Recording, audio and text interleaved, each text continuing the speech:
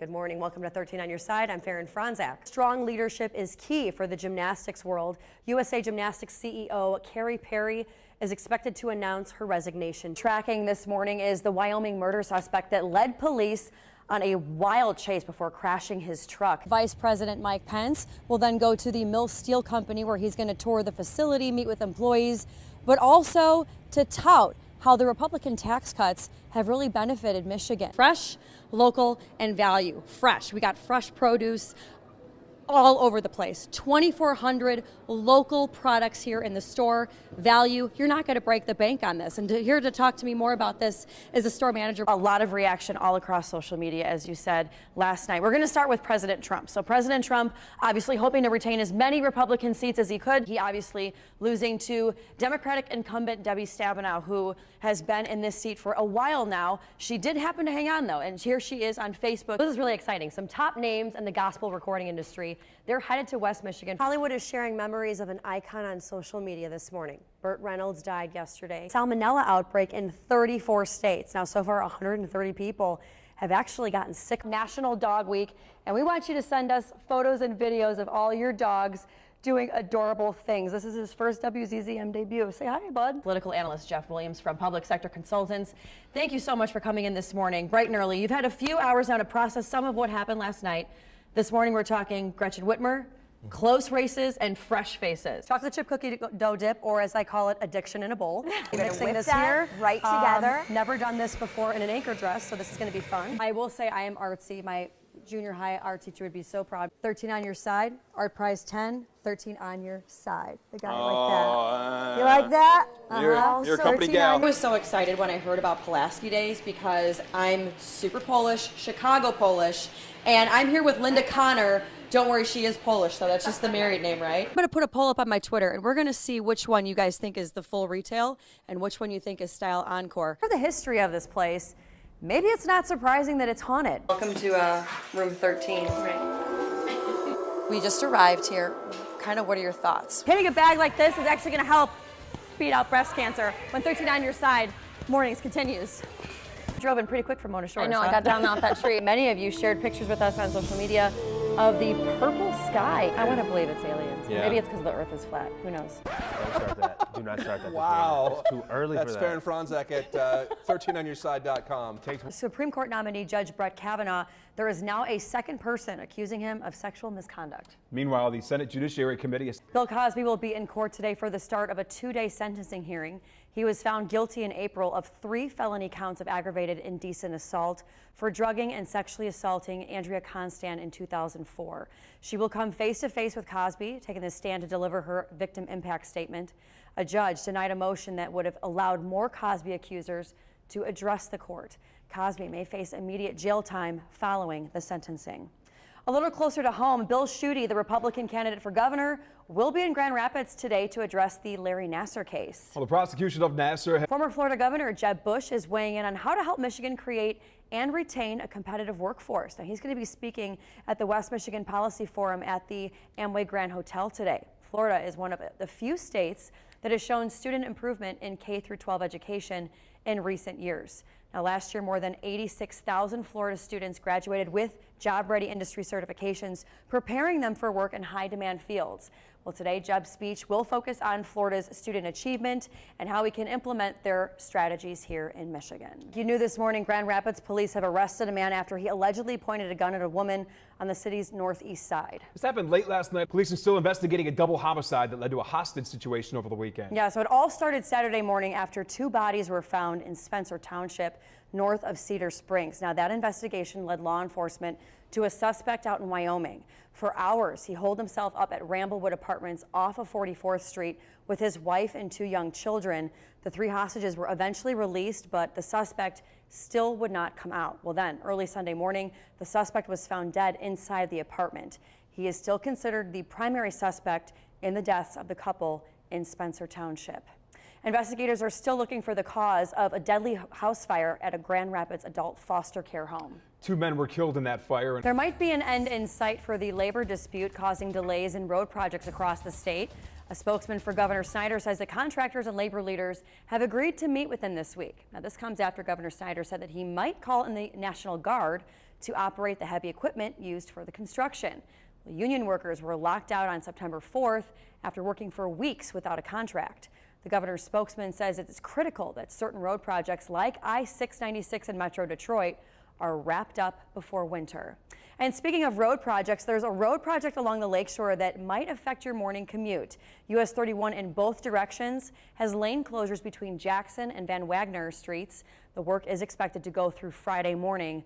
The work is weather dependent. Where witnesses say it sounded like an explosion and they saw flames after a deadly car crash in Wyoming. Yeah, it happened last night on Clyde Park Avenue between 54th and 56th. Now, an officer on scene tells us that only one vehicle was involved. At least one person was killed. Crews closed down the intersection so a forensics team could investigate. Now, we are expected to learn more information, and it's expected to be released later today. Well, 13 on Your Side was on the scene overnight when the victims of a fire were reunited with their cats. The fire happened on Gold Avenue north of Sibley Street on the west side of Grand Rapids. One person upstairs heard smoke alarms going off and ran downstairs to wake up the other person in the home. Now, they both made it out okay, but the upstairs was pretty badly damaged. The other big story we're tracking this morning is the Wyoming murder suspect that led police on a wild chase before crashing his truck on US 131. This all went down late yesterday morning. In a matter of hours, lawmakers will formally tell the American people where they stand. Now, it comes after nearly 9 hours of emotional testimony from both Judge Kavanaugh and the woman who accused him of sexual assault, Dr. Christine Blasey Ford. ABC's Lana Zach has the latest now from Capitol Hill. Tesla CEO Elon Musk is being sued by the SEC over allegations that he committed securities fraud. Now, the allegations stem from statements that he made back in August about plans to take the company private. The electric car maker and its board say that they are fully confident in Musk's integrity and his leadership of the company. Adding focus remains on ramping up production of Tesla's Model 3. Well, a sad update in the search for a missing boy in North Carolina. Police believe that they've found the body of 6-year-old Maddox Rich. Now, this story has been getting national attention. The boy's father says that Maddox ran off from him last weekend. Police found a body in a creek not far from where Maddox was last seen. FBI officials say that it is too early to say whether it's foul play. A labor dispute that halted more than 150 construction efforts for weeks is now over. Governor Rick Snyder, the Michigan Infrastructure and the Transportation Association will stop its lockout of the Operating Engineers 324 union. Now, the road contractors group shut down projects on September 4th in a dispute over pay and benefits with the union. Now that union is being allowed to return to their jobs. Now, Snyder says that crews will prioritize projects that can be completed before the start of winter.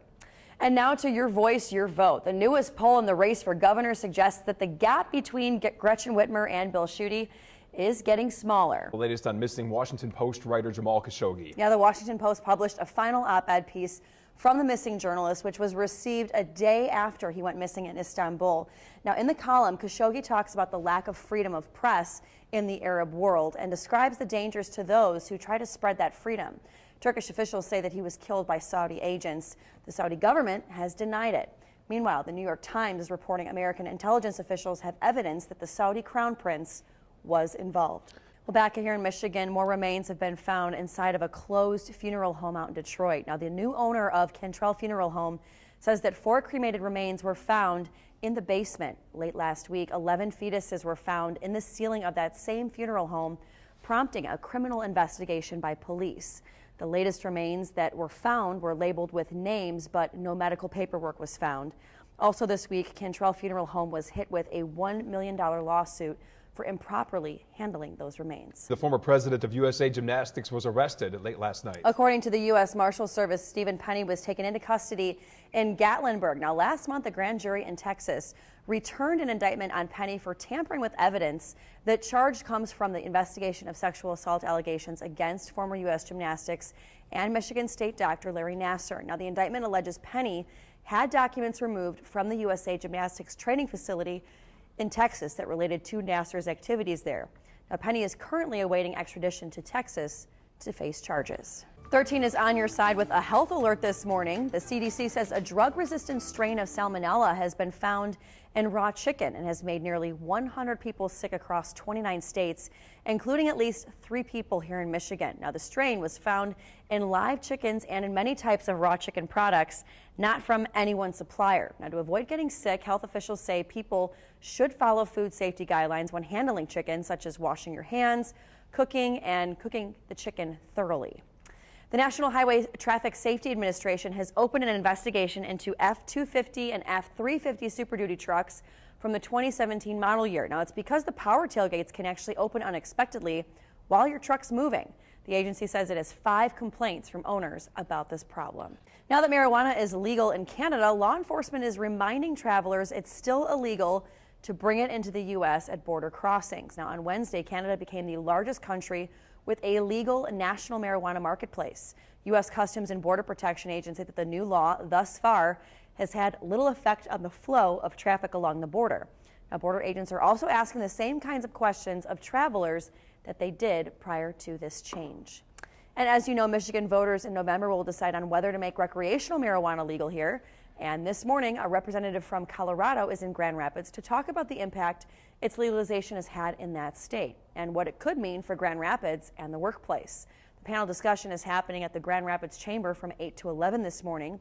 A few tickets will be given at the door, so organizers say arrive early. Faran and my daughter Marin got a chance to check out some of those amazing pieces this week. You know, this is my very first art prize. And after talking to everybody, I realized there is a group of people that come here every single year. They love the art more than anyone, but no one ever talks about them. All right, ladies and gentlemen, meet Marin Terhar. And this is Faran and Marin Take Art Prize. And you know, people they throw pennies in there too. Do you know that? Think about it really hard. Good? Yeah. You know what I wish for? Yeah. I wish for a great day with you, Marin. And I think we're gonna have a great day. Did you want to sit here? Do you know who this is? Her name's Marin. She's a star. Yes. Yeah, haven't you seen her? This is fun. Whoa! Awesome, thanks guys. All right, we got it. That was a fun ride. 3-5.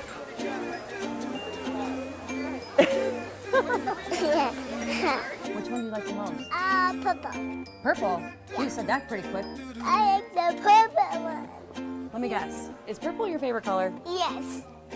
That's my favorite color too. Me too. Did we just become best friends? Yeah. We did.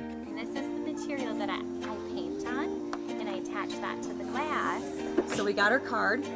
So we'll contact you if we're gonna buy, right, Marin? Yeah. I guess when we come up to these little blocks here, I guess they light up when we walk by them. Whoa! It's like an Instagram filter. Oh, right here, there's yellow. Does it change? Yes, Oh, yellow one. Marin, I think there's only one more spot we're gonna go. It's not turned on yet, so what do you say we turn this bad boy on, huh? 3, 2, 1!